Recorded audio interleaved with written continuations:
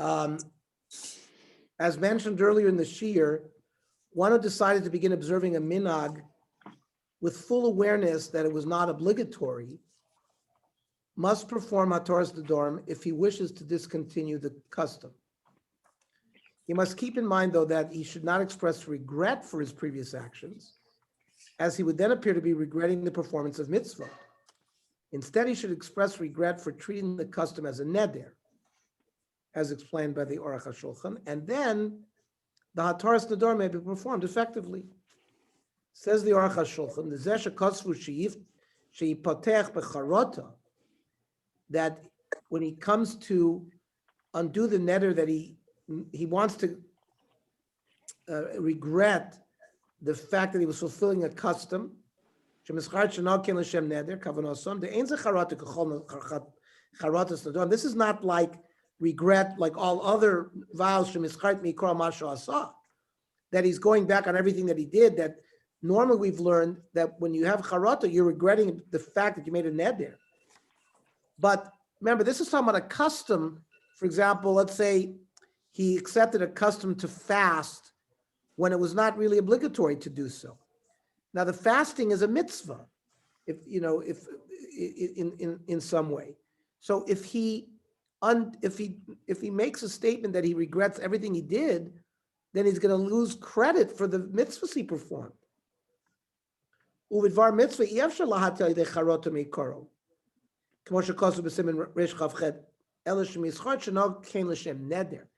His regret should be not that he performed those various customs or mitzvot, but that he took on the responsibility to doing those things in the form of a neder. That's what he regrets. My regret is that I should have never taken it on as a neder. Kloimar, v'hayalol in hoken b'li neder. He should have said, I'm taking on this custom, but I'm doing it b'li neder. Shemischar l'mashalo amar meforsh b'lo neder. V'nira lanias daiti, says the Aruch HaShulchan, in my humble opinion, shetov yoser lasos zel petach. Rather than use the format of charata, regret, the Aruch HaShulchan has said, use it as an opening. Loimar, ilo hayiti yodea sheyagia zman. If you would have known that a time would come, sheyeh hatainis kosheli, that fasting would be hard, hayiti oset tnai mefurish, I would have made a conditional statement, she'ein mekabel zel neder. So instead of doing it as a charata, he does it at Pesach, but his emphasis is the fact that you should say that it's not a neder. We see from here again that it is always best to say that any non-bonding custom or halachic practice that one wishes to accept upon oneself should be b'li neder, without taking a vow. Based on this, Rosh Shlomo Zalman Auerbach suggested stipulating explicitly during the moda'ah of the Hataras Nedarim that we take before Rosh Hashanah that one is not planning for a specific practice to be treated as a neder. I mean, you can make a statement in the moda'ah that any custom that I'm going to take on, I'll do it b'li neder. Kama pamim yo'atz. Rav Shlomo Zalman is saying sometimes Rav Shlomo Zalman advised l'shoalim, to those who asked him, for example, people came, should I take on the custom of giving 1/10 of my assets to tzedakah? And he would tell them that at the time he makes that statement at the end, after we say Hakol Mechulim Lach, Hakol Shuriyim Lach, we then make a moda'ah, a statement for the future. That when you make that statement, you should say Shekol HaNogesem B'zeh Yeh B'lo Neder. Any kind of custom that I'm going to take on should be without a neder. Avol me'ikar din Aisad Daito Lahakel. The Efshar L'smoch Al Hamodah Gam B'lo Pirut. He says that even if you did not specifically use that language, you can rely on the moda'ah that really it made it so that if you take on a custom, it's going to be b'li neder. According to this Halichos Shlomo, this was a suggestion that was recommended by Rav Shlomo Zalman. But in principle, abolishing such a minig or practice does not require Hataras Nedarim. Rav Shlomo Zalman Auerbach elaborates on his approach that stating bli neder is not absolutely required in these situations in the Mincha Shlomo, and addresses a potential problem with it. According to the Ramah, we saw above, one may not rely on the moda'av kol nidre or of the Hataras Nedarim for Rosh Hashanah to permit a neder. If so, how can the moda'av be effective without any additions of like saying, oh, I'm going to take this custom bli neder, in abolishing a commitment to observe a custom? So how does this moda'av work according to Rav Shlomo Zalman? Rav Shlomo Zalman answers that the Ramah was referring to a real neder when he says that the moda'ah should not be used. I mean, like neder that I'm not going to eat, or neder that I'm not going to sleep more than something. That's where you take a full neder. But with respect to a custom, a minag, accepting a minag, so that's not a real neder. So the halacha is that it's treated as a neder only because the individual took it upon himself as a commitment. Therefore, if he states explicitly that he does not want this commitment to take the form of a neder, then that declaration should be effective. And it does not become a neder against his will. Consequently, since we all clearly declared during the moda'ah before Rosh Hashanah that we do not wish such commitments to have the status of nedarim, that should be effective. And one would not have to do Hatarat, let's say 6 months from now, if you want to cancel it, because the modah that you did Erev Rosh Hashanah will sort of turn it into a non-neder. Let's see the Mincha Shlomo inside. Ita b'gmor nedarim, harotzeh shelo yiskamu nedarim kol hashana. A person wants it to be that he does not have to be fulfilled in the nedarim he makes a whole year. Yamod b'Rosh Hashanah, the yoimar, kol neder shani osid lidor, any vow that in the future I'm going to make a neder, yehi batel, umaskinon, and we paskin, ulevad shliye zochor b'shas neder.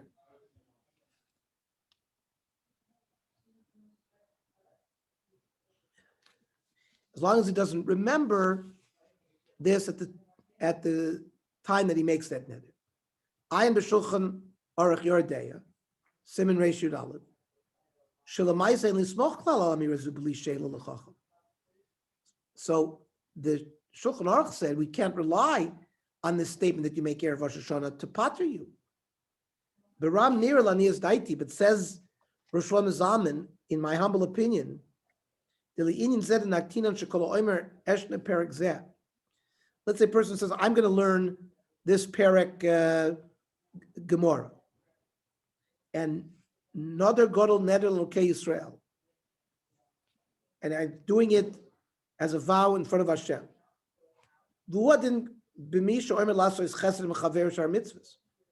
Or a person makes a commitment to do a certain charity or certain mitzvahs.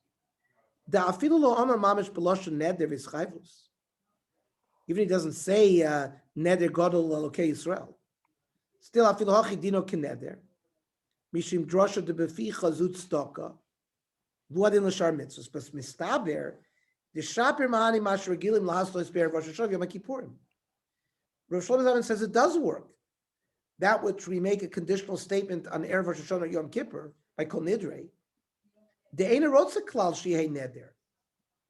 For future statements, he does have power to say that it should not be a neder. The kivin shu atzma harei ein kavanoso klal neder shvua. His intent was not. It's just the Torah made it. If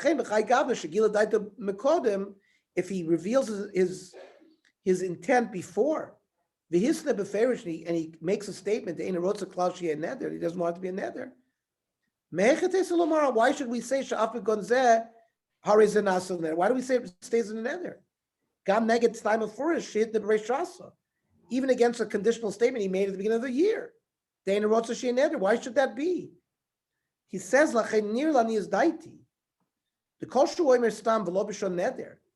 if a person makes a certain statement but he doesn't do it in the language of a neder, even if he didn't say bli neder, it's as if he said bli neder because of the modah he's doing Erev Rosh Hashanah. So the Minchas Shlomo notes there's a problem. Simon Reishu Dalid that harotz linog b'tzas dvarma mutarim l'sayel frishus. A person wants to limit himself from certain permitted things because he wants to stay away from sin. Yomer betchilas anahagaso. Before he begins that custom or practice, he should say Eina Makabel Alav B'Neder. So the Shlomo Zalman Auerbach is realizing that if this statement there of Rosh Hashanah is going to clear you later on, why do you need, according to Shulchan Aruch, to say later on when you're going to accept a commitment that you have to do it, b'li neder? You've already protected yourself in your statement there of Rosh Hashanah. So, Ach Yoter Nira, Dibizmanenu, in our day and time, Shemazkim beferish Patos Tadom Shebev Rosh Hashanah, we say very clearly in our language, in our nusach there, Minig shel mitzvah, o eza hanhaga tova. Let's say a certain custom of doing a mitzvah, or a certain practice, a good practice. Shenahati shalosh pamim, that I did 3 times. Umiyadu gam moiser modal kol kabbalah belay, the efshar shapir lakel. So based on the fact that you very clearly delineated what kind of statements you're going to make in the future, and you want them not to take hold, he says even the Shulchan Aruch would agree. Halom noida. Shebekagon don nishal agon atzadik marina Rav Yosef Chaim Sonnenfeld, right? Rav Chaim Yosef Sonnenfeld was the leader of the Haredi Jewish community in Yerushalayim in the early 20, 30, 40 years of the 20th century, who Rav Shlomo Zalman Auerbach knew. The Sefer Shamas Chaim, Veheshiv, the Mistava da Amashalo Noda Befeirush. If later on in the year a person doesn't take a Befeirush Neder, like an acceptance of a mitzvah, so Rav Shlomo Zalman found that Rav Chaim Yosef Sonnenfeld agreed with him.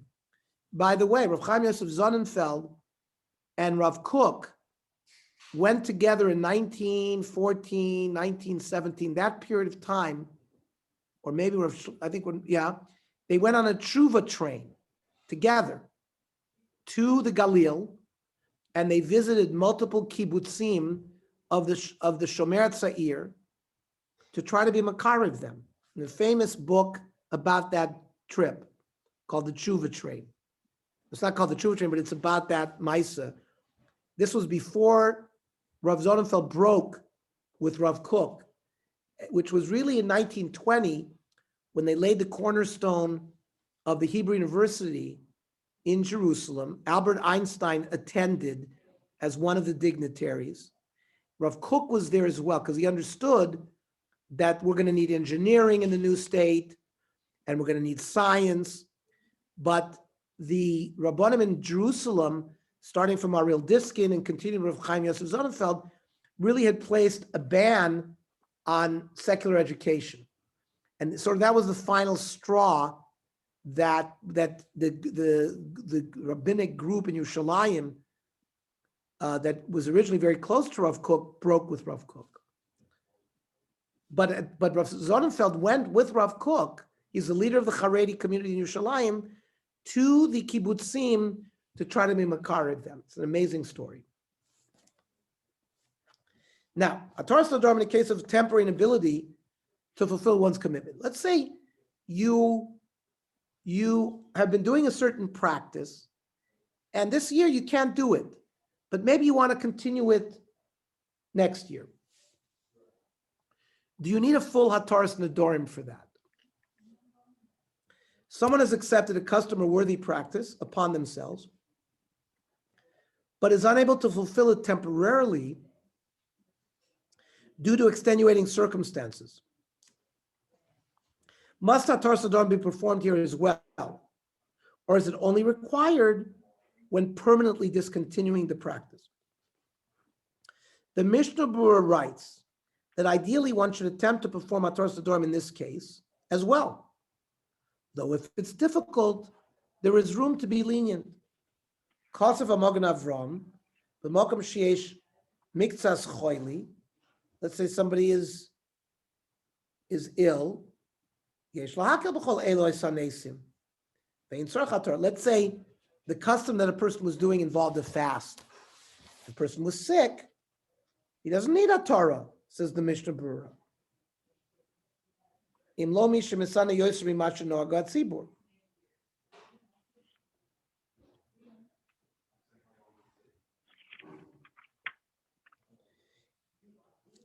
Like it says, unless one fasts more than the community. In other words, I'm reading the footnote. One generally only accepts upon oneself to fast in accordance with the practice of the community. And the community did not accept to fast in cases of illness. Nevertheless, one who accepted upon himself to fast in additional instances not normally practiced by the community would need to perform Hataras Nedarim before discontinuing the practice. Let's say the personal minig was to be more stringent than the community. So then he says he would need Hataras Nedarim. However, says the Mishnah Berurah, Shach, B'Yoredei and Siman Reish Yud Daled, the Machma She'enu Borei La'olam Tzorech HaTorah. If a person is sick, he would still require Hataras Nedarim. Says the Sharat Sion, the Efshar Dimeinu Motzi Mishi Tur Yesh Lakel B'Makam HaDoichek. If you don't find a bezdin to be able to be matzah your neder, you can be lenient. These later poskim had copied the Magen Avram. That you could be makel. So that's how the Mishnah Berurah says. However, Rav Ovadia Yosef disagrees and holds like those poskim that even l'chatchila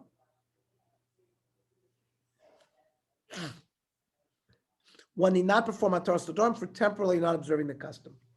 Means if you're only going to be not observe it this year, you don't need Hataras Nedarim. But if one wishes to discontinue observing the custom on a permanent basis, then of course one is obligated to perform Hataras Nedarim, as explained by the Chut HaShani. Misha Rogel Yos Er B'Leil Shvuos.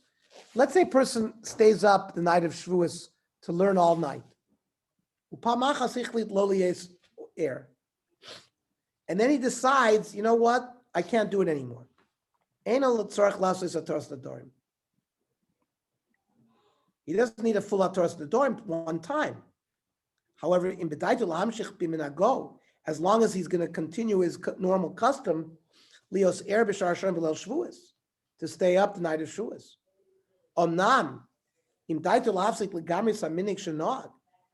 If he is going to abolish forever the minig of staying up at night, you need to do Hataras Nedarim.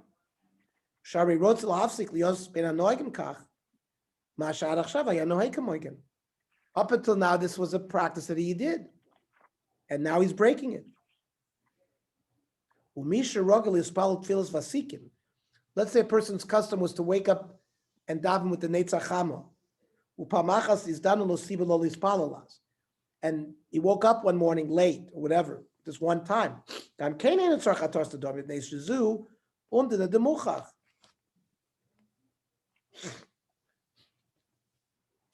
Because it's clear that there was a reason why he didn't do it this time.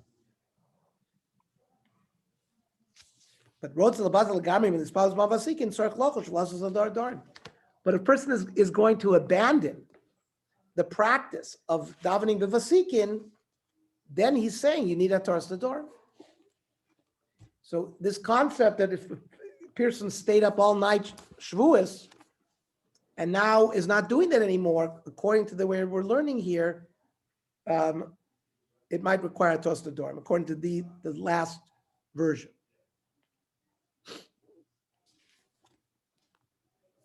Now, what about customs accepted by one's parents? Are you automatically obligated to continue doing those?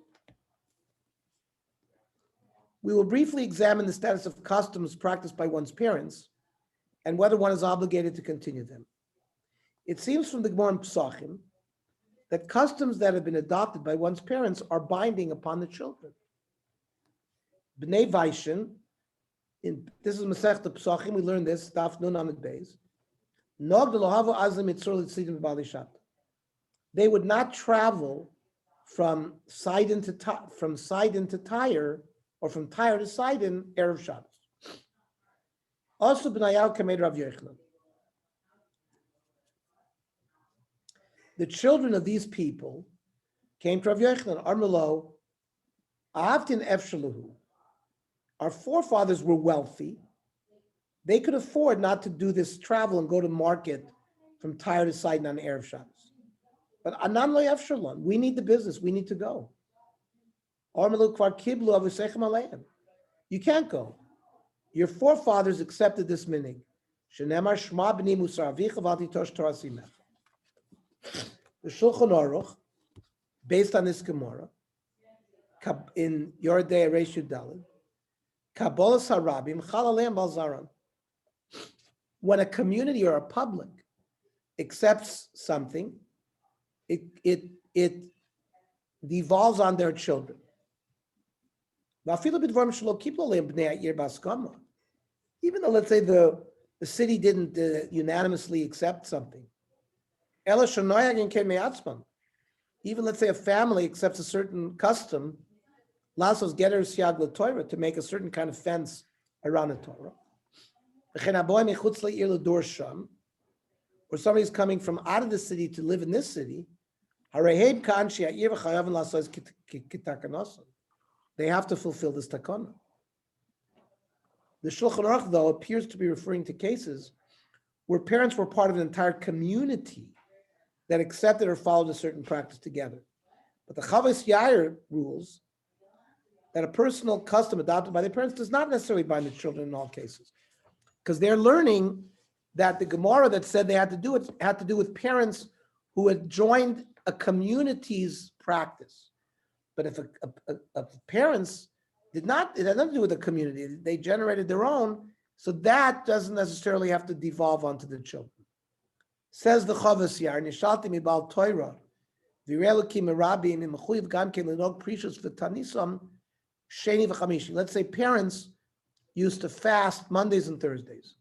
Shano agaviv b'neder kol yamav, and he this was his custom his whole life. Ubiprat Yud Adar, the 10th of Adar, Shanag Avi Lisanes.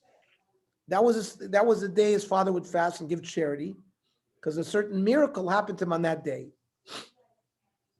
And he quotes that the case of the Bnei Baishan who had accepted a certain stringency.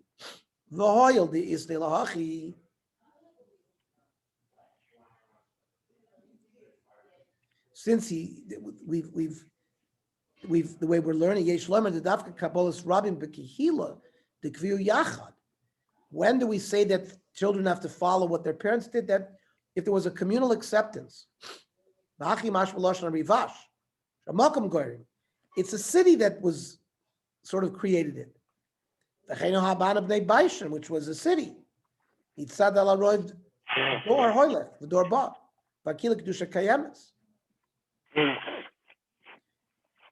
So they want to say that if it's a private family custom that was not, there was no acceptance of the public in the community, the children wouldn't have to do it. Susie, could you get me a tissue, please? Thank you.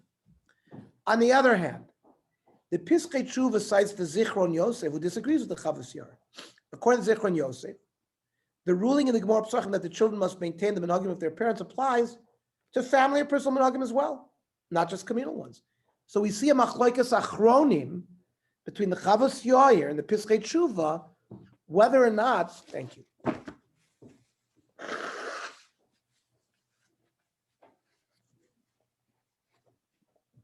whether or not customs that a family takes on has to be done by the children.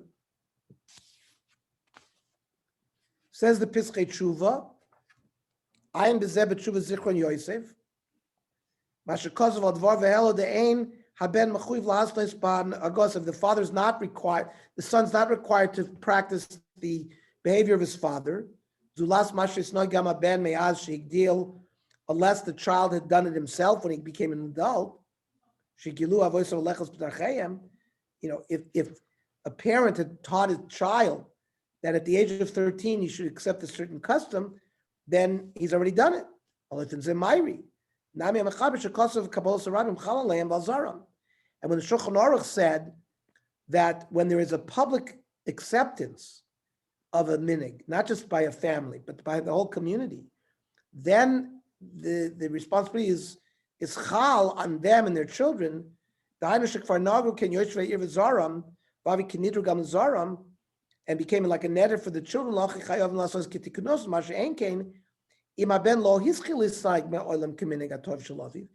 If the child had never accepted it from a bar mitzvah, the son, if he didn't begin to follow in the custom of the father, he does not have to continue it. According to Zichron Yosef, if the son continues the personal or family custom of the father, even after he moves out of the house, he would be obligated to continue it afterwards unless he performed the Torah Nedarim. Thus, both opinions agree that community customs must be continued by children. For example, Ashkenazi customs for Ashkenazim, Sephardi customs for Sephardim, such as when to begin reciting Slichos and Elul, right? We Ashkenazim start Slichos the Sunday night before Rosh Hashanah. The Sephardim start Rosh Chodesh Elul. So we are learning now tonight that that's considered like a communal custom that was accepted by the whole community. And that's why we do what we do. Or I don't think any Ashkenazim got a problem with that. I think it's the Sephardim got a problem. Right. Ernie, it's well established that the reason that Sephardim start Slichas a month before is because they eat kitnios on Pesach. Oh, I see. Mean to atone for that. Chaim, you better watch what you say. Lucky there's no Sephardim sitting around at this table. Or, for example, Sephardim eat kitniot, but Ashkenazim don't. So these are customs that we continue because of the dinim we learned tonight.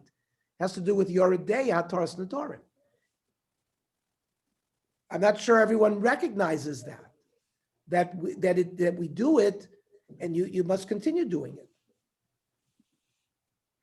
It may not even be subject to Hataras Nedarim at all. It's also, we can't go to a Bezdin and say, I want to not be an Ashkenazi, I want to get out of that condition. However, family customs would be subject to dispute whether the children must continue them if the children stop practicing them when leaving home. For example, let's say eating gebrochts would be a family custom. That's clearly not a general Ashkenazi custom. There's certain families that had that as a custom, and that's what they're dealing with. Whether or not you would need to continue it or not, and whether you need to do Hataras Nedarim if you don't. Rav Moshe Feinstein notes, this is an introduction to a question about which custom to follow concerning the dates observed for the customs of Avelis during Sferirat Haomer. Right, remember, because there's like one opinion says that we don't take haircuts from the second day of Pesach until Lag BaOmer. Some start only from Rosh Chodesh Iyar. So Rav Moshe was asked about that. He says that in many places today, there are not so many communal customs anymore. And often conflicting customs are practiced in the same community. That happens with us, with Sferirat. Some people start from the second day of Pesach. Some people start Rosh Chodesh Adar. I will tell you the following, that growing up in Los Angeles, the normal minhag was not to go to movies and listen to music already from the second day of Pesach. And Lag BaOmer released everything. And then when, I remember Rabbi Krause he made a wedding, and the wedding was made before Rosh Chodesh Iyar, because the normative practice, I think in Lakewood and in the Kollel, was to do Rosh Chodesh Iyar to Shavuos, actually to the Shloshi Yemei Agbola, right? Because you need to have 33 days back to back. So if you start from the second day of Pesach, when the first day of the Yom, until Lag BaOmer, you have 33 days. If you start from Rosh Chodesh Iyar to the Shloshis Yemei Agbola, you have 33 days. So I remember that was one of the first times that we saw as a community a change in this practice. And today I see different. You see chiluk machlok, chiluk customs regarding that issue. So it says Rav Moshe, you should follow your family custom if you know what it was. Bidvar nesuim, making weddings. Bimei Sferirat, Bekan, New York, Brooklyn. Rav Moshe says there's Jews here from all over, from Poland, from Hungary, there's Yekis, there's everybody in one melting pot. And everyone had different custom. What he says, you should do the meaning that from what you come from. There's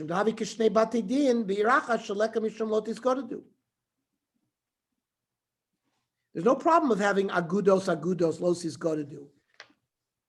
You're allowed to have two beis dinim in one city. So it's an interesting statement by Rav Moshe that people should follow their family customs if they know what that was. Rav Chaim Jachter observes that if we accept the approach of Rav Moshe, there may be many family customs that have the status of communal customs, and all poskim would agree that one cannot change or abolish it in most situations.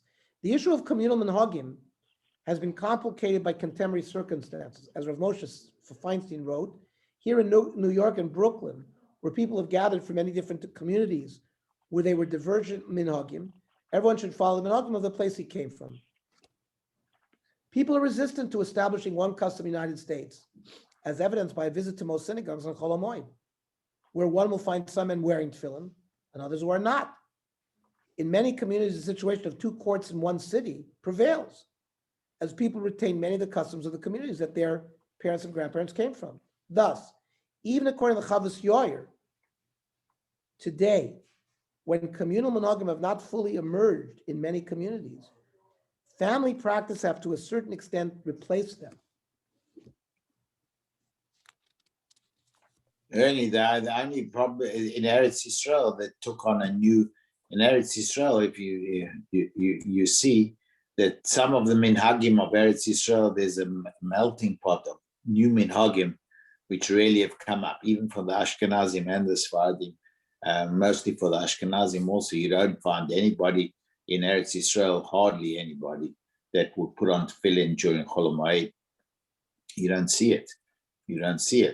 And it seems to have become a minhag of Eretz Yisrael.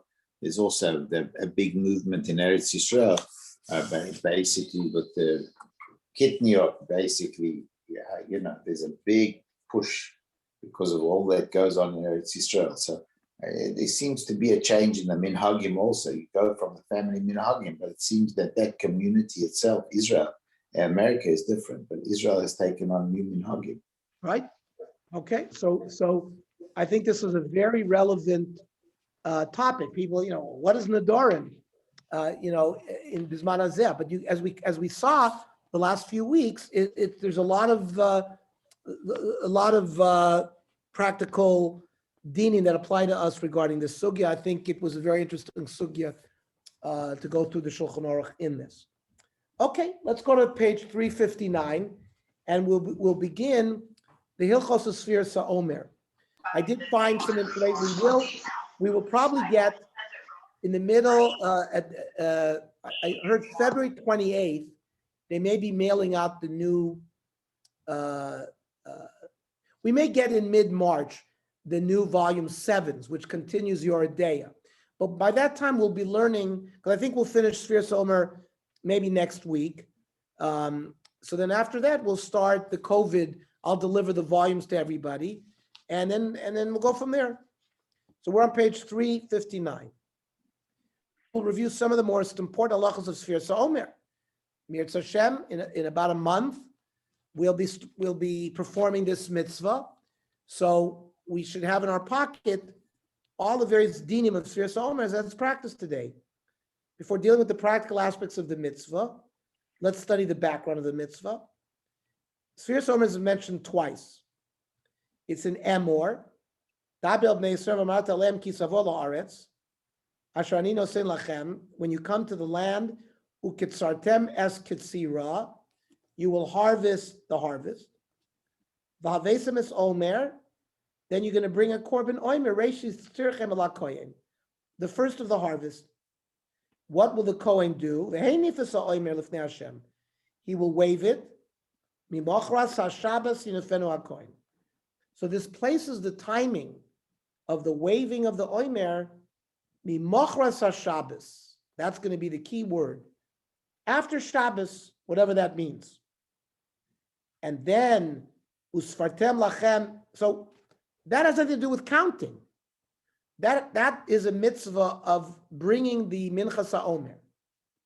But then the psukim say, usfartem lachem, mimochras ha'shabbos, from the day after Shabbos, miyom aviachem es omrat mufa, from the day that you brought the korban ha'omer, sheva shabbos tmimos tiyenu. You have to count 7 weeks. Tmimos, they have to be complete. Ad mimochras ha'shabbos ha'shviz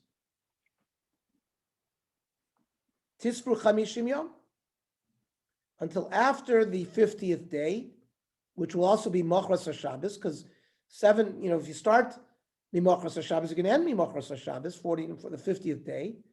V'yikraftem mincha chadosh al Hashem. Then the another korban will be offered, which is on Shavuos, called the Shtei Alechem. There was a symmetry there. The minchas ha'omer was brought from barley.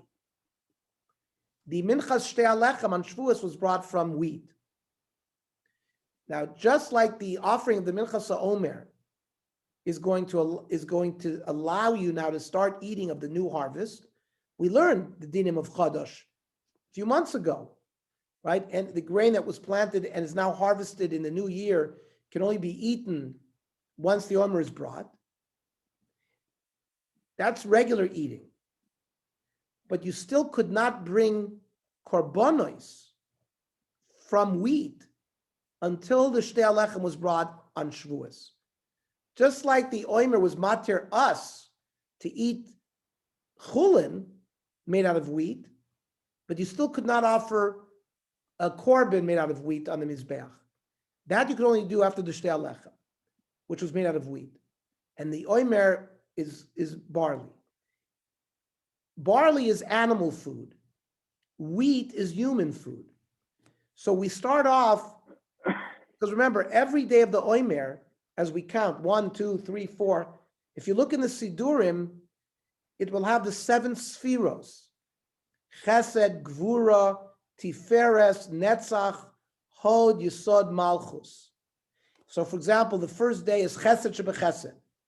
The second day is Gvura Shebechesed. The third day of the Omer is Tiferes Shebechesed. It divides each one of the attributes of Chesed. There's a Hod Shebechesed and a Netzach Shebechesed. Whatever that means. What that means is every day of the Omer, you're supposed to elevate your midos, your attributes, not to be an anger person, not to be jealous, and not to be, whatever all these, the midos, you have to look at each day. So you're building. We start off as an animal, not as a human being. But as we count 49 days, and then finally the 50th day, of course, we're counting because you ain't derech eretz, ain't Torah. Derech eretz kadma l'Torah. What does that mean? Derech eretz usually means behavior, etiquette, manners, the way of behaving, your conduct. So you're refining your conduct to be, and so we become a human being, and that's represented by being able to eat the Shtei Alechem on Shavuos, because we go from animal food to wheat food, which is human food. Okay, so the Psukim in Vayikra. Then in Parshas Kol HaBechor that we lay on Yom Tiv, it says Shiva Shavuos Tisfor Loch, when Mehochel Chermesh Bakama, when we first harvest the standing crop, Tachelis for Shiva Shavuos, you shall begin to count 7 weeks. So we're reminded where the psukim are, which l'chora we're going to have a discussion, is the Sfira Haomer, this mitzvah, midoraisa, bizman hazeh, or is it only midrabanan? Meaning, we don't have the Beis HaMikdash, we don't bring the minchas ha'omer. Is somehow the counting connected to that? And therefore, since today, since we don't have the korban ha'omer, maybe the Sfira ha'omer is also not doraisa. Or maybe, listen, we had psukim that related to the korban, and then we had psukim related to counting. Maybe counting is its own mitzvah, and maybe it's doraisa. So we'll have a discussion on that. So anyways, Rashi in Dvorim says, Me'achel chamesh barkav misheniktzar omer shureish yitzaktzok. Again, it's when the omer was harvested, the first harvest. So according to the Torah, the mitzvah of Sferirat Omer, counting the Omer, begins the day that the korban Omer itself, the barley offering, was brought to the Beis HaMikdash. This day is described by the Torah as Mimachras HaShabbos, the day after Shabbos. According to the Gemara in Menachos, though, the word Shabbos here was proven by Chazal to refer to the first day of Pesach. And the Omer was thus brought on the next day, which is the 16th of Nisan. This is in contrast to the Tzdukim and the Karaites, who interpreted the word Shabbos as referring to Shabbos itself, whenever it falls out during Pesach. The Rambam summarizes the position of Chazal and offers an additional proof based on a pasuk in Sefer Yoshua. Omer zeh, now v'kol kach lama. Why did we need to go in the Gemara, says the Rambam, into all of this discussion as to Machras HaShabbos means after Pesach? Because Yontif is also called sometimes Shabbaton. Many times we have in the Kriya, Bayom HaRishon Shabbason, Uvayom HaShvi Shabbason. So Yontif is called Shabbaton. So when we say Machras HaShabbos, the Gemara goes through a whole deal in there, that there it refers to, now, he mentions the Tzdukim and the Karaites, but in my own research, this Machras HaShabbos business had to do with Christian theology too. Why all of a sudden Sunday was such a day for them? It had to do with this business because Shavuos would always end up on Sunday. Because what they're saying is Machras HaShabbos meant, let's say Pesach was Monday. First day of Pesach was Monday. The Machras HaShabbos, when you start counting the Omer, the day after Shabbos, which was Mamash Shabbos. So they would always count on Sunday. And therefore Shavuos, Pentecost, it was always Sunday. And of course, the Christian, they're right there, Sunday is a very important day for them. But Chazal learned Machras HaShabbos meant the day after Pesach, not after Shabbos of Yemei Breishis. That's why Easter Sunday is always on a Sunday. Yeah, but remember, Easter had to do with what they claim was a resurrection. So it has to but the question is they associate with Pesach, and they because of the Last Supper. Yeah, but remember, Chaim, Yeah. the Last Supper was the Seder. Was a Seder, right? But what I'm pointing out here is this din of Omer. It's more relevant to Shavuos, Chaim, because Shavuos was always on a Sunday. For us, Shavuos could be any day of the week. I mean, it's lo adu rosh, but meaning it could be many days except Sunday. But according to the Tzdukim, according to this pshat, Shavuos would always be on a Sunday, because the Omer, the first day of the Omer, was always on a Sunday. So yes, I understand what you're saying about Easter Sunday, but that's not relevant to this. Specific day. They kovea Easter based on the Pesach calendar, except on leap years they don't follow our leap year. But I know, but Chaim, but even according to their calculation, Pesach didn't always fall on Sunday. It was the Minchas HaOmer that fell on Sunday, because they learned Machras HaShabbos meant after Shabbos Breishis, not the way Chazal learned that Shabbos meant Yontif.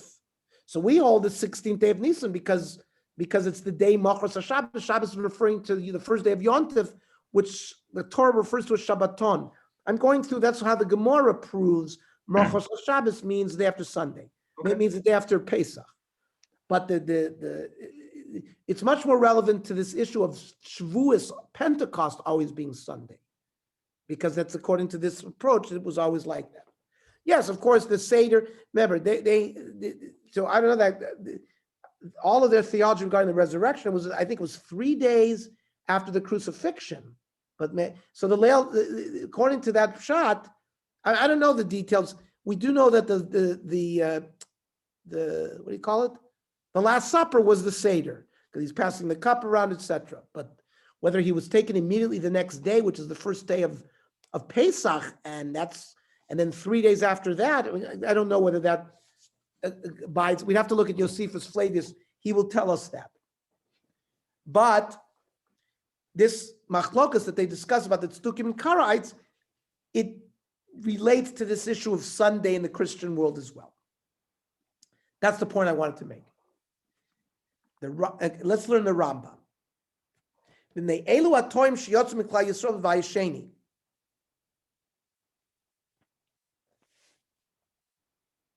He's referring to those people who left Klal Yisrael during the time of Bayis Sheni.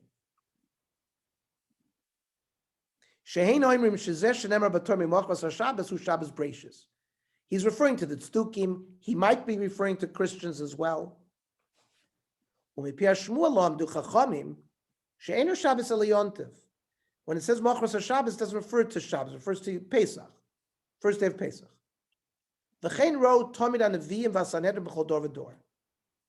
And this was understood throughout the generations by the Nevi'im and the Sanhedrin in every generation.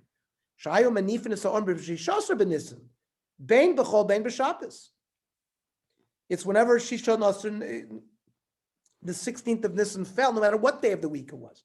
It wasn't related to the day of the week, says Rambam. The Rambam is going to give us another proof. It says, bread made from chodosh, you can't eat until the day of the waving of the mincha. The Nemar. Now, those of us who learned Shevet Sefer Yoshua together, it says, Vayochlu me'avur ha'aretz, they ate from the produce of the land, mimachras ha'pesach, the day after Pesach, mitzvahs v'kolui be'etzem hayom hazeh. Now, im toimer she'oiso ha'pesach b'Shabbos yireh. Are you going to tell me that Pesach was on Shabbos and therefore they ate on Sunday, k'moshe dimu atipshim, like the fools might think? Heich tola kasuv heter achilosim l'chodosh. The fact that the Tanakh gave the heter to eat the chodesh b'dover she'eno ha'ikr v'lo asiba el nikra nikra. That means it would have been just mere coincidence if it fell on a Sunday, rather than on the real reason, which is the day that they're supposed to bring the Haomer. The pasuk clearly says, "Mimachras haPesach they ate it." Hadavar borsha machras haPesach ha'ila materes hachadosh. That's what permitted the eating of the new grain. Vein mashgichin al eza yomu mimei hashavua has nothing to do with the day of the week.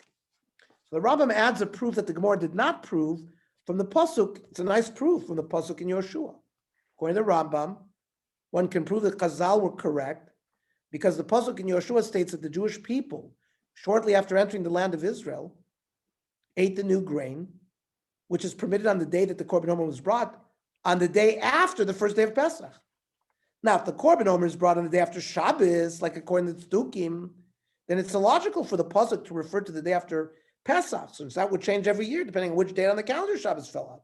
Rather, it stands to reason that it is dependent upon a specific calendar date that is referred to as Shabbos. And the first day of Pesach seems to be the most logical. So, what is the reason for the mitzvah of counting? So the Shibbolei Aleket, a Rishon, gives us a number of reasons. Umidrash Agada, lama tala kosov Yom Chag Shvuos b'Sferirat. Why was Yom, in contrast to every Yontif in the Torah, it says B'yom Rishon B'chodesh Hashvi. That's Rosh Hashanah. It says B'yom Asara B'chodesh Hashvi Yom Kippur. Every yontif in Pincha in Parshas Emor, V'chamish Asra Yom B'chodesh Hashvi is Sukkos. Every yontif is given a specific date, day and month, the day and the month of the year. They didn't call it Tishrei, but it was called Chodesh Hashvi. But every day had a date except for one holiday, Shavuos. Doesn't say Vav Sivan. It says 50 days after you start counting the Haomer, you have the holiday of Shavuos. So the Shibboleth HaLeket is asking that question. Why was Yom HaShavuos dependent on Sfira? Masha'en ke b'chol ha'moados, where we were given a specific date. Lefikish in Basra Yisrael, it says Mitzrayim, when the Jewish people were given the good news that they were going to leave Mitzrayim, they were also told, you're going to receive the Torah in 50 days. Shenamar, in Parshas Bo, or no, this is in Shmos. This is by the Sneh. When Moshe has his revelation at the Sneh. Botziachasa am in Mitzrayim, Tavdun es Elokim ala harazeh. Harei hanun shel ta'avdun yiseira. There's an extra nun. It should have said Tavdu es Elokim ala harazeh. What's the nun? Loimer lecha leketz chamishim yom tavdu es Elokim. Should the Kabbalah Torah that after 50 days you're going to be makabel the Torah. V'Yisrael merav chiba. The Jewish people were so excited and with so much love. Like a person who counts his stamp, he's a stamp collector, and he counts his stamps or he counts his coins. So the same thing here, Klai were counting the days. The Oimrim. Harei over Yom Echad, one day has passed already until we get the Torah. The Yom Sheni, 2 days have passed. Chen Kulam. Shayanir Beineim Kizman Aruch. It looked like a long time because of their intense love to Hashem that they were going to receive the Torah. Lekach hasfira nikbal l'doros. The Shibboleth HaLeket, in giving a tam of the mitzvah, says that's why counting was established as a generational mitzvah. The time of Rav Yehuda Chassid, Zatzal Matzati, Rav Yehuda Chassid was a Rav Yehuda the pietist. He was in the times of the Balei Tosas, 1200, 1300, in Germany, in Vermeitza and Speyer.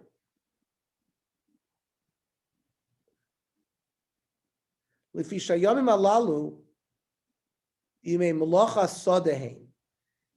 are days that people work in the field.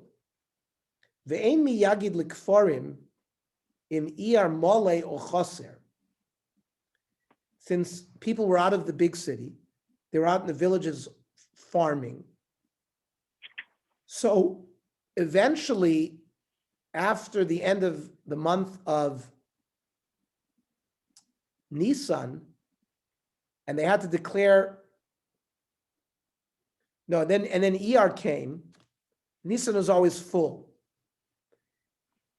And then Iyar comes, and then at the end of Iyar, the moon is either going to come on the 29th day or the 30th day. And that's how you establish Shavuos, because Shavuos will be Vav Sivan, usually. But the Shibboleth HaLeket says, how are they going to get this information out to the people out in the farms who are harvesting, whether Iyar that year is Molei or Choser?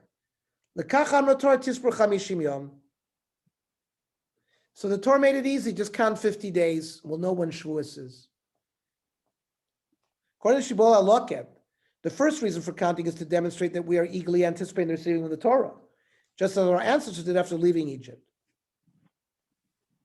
According to this reason, we are counting in anticipation of receiving the Torah. One might think that it would be better to count down the days until Shavuos, from 50 until 1, like, right, a day before, like a countdown for a rocket ship. 10, 9, 8, 7, 6, 5, 4, 3, right? 1 day before Shavuos, you would count today is 1 day.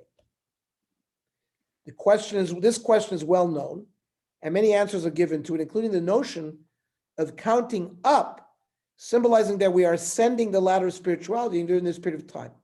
Another point that is not clear according to this reason is why Sferirat Haomer is connected specifically to the bringing of the barley for the Korban Omer. I mean, what does one have to do with the other? You're counting now because of your love for Torah. Well, why was the first day of the count established as the day of the, I mean, what's the connection? So one explanation given is that barley, or like what I said, represents animal food, while wheat, from which the Korban offered, the Shtei Lechem, is human food. Thus, the Torah transforms us from being on a level similar to that of animals to reaching a higher spiritual additional level. Yeah, I mean, that's the classic teaching of that issue of barley to wheat. Now, the second reason is a practical one, to ensure that even those individuals who would not otherwise know when Rosh Chodesh was due, that are being away from the main population, that would still be able to celebrate the holiday of Shavuos. Because it's early in the month. It's this, normally these holidays are the 15th of the month, where there might be time to get the information out when was Rosh Chodesh declared. But here, since it's going to be early in the month, people would do it on the proper day. This reason is relevant to the period of years when Rosh Chodesh was determined by witnesses, and messengers were sent to Jewish communities to inform the date of Rosh Chodesh. Okay, so next week we will continue whether it's Sferirat Haomer D'Oraisa or Rabanan, and continue with all the other dinim. I want to ask you can I ask you a question about a neder? If your guy makes a neder on a